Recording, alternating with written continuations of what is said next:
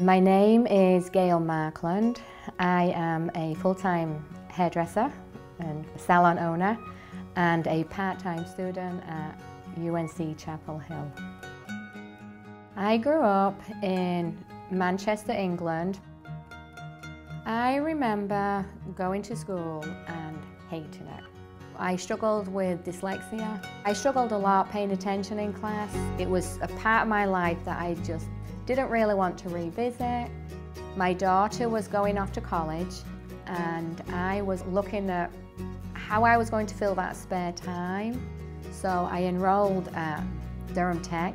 I received a lot of encouragement going back to school, especially from Sarah, my daughter, and also my clients at work. They were very supportive.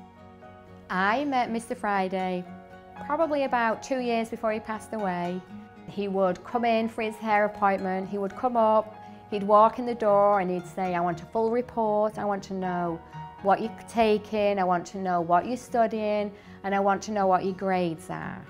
He was always very excited about what I was learning in class. He was so encouraging that toward the end of my time at Durham Tech at the community college, he came in one day and asked me to bring for him an essay that I'd written recently. I gave him the essay, we cut his hair, and off he went. 4 weeks later, he showed up and said, well, that was very interesting. He said, you write like a journalist, but that's okay. Carolina will be better off for having you.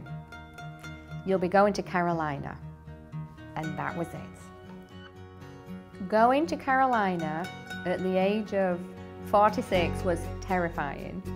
It was scary because everybody was so young and more of a traditional student.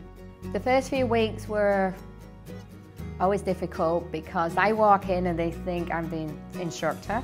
After a couple of weeks, they realize I have to do the homework like they do. I have to work hard on presentations.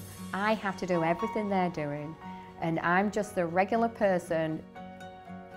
It's been a lot of fun. I'm also giddy that it's almost over. And I'm also really looking forward to these new skills that I have, what I choose to do with them. I feel I can choose to do anything I want. It's very unfortunate that Mr. Friday passed before I graduated.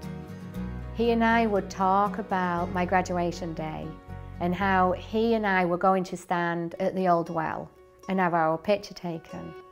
And there's nobody on this earth that could stand underneath that old well with me, that could take his place, really.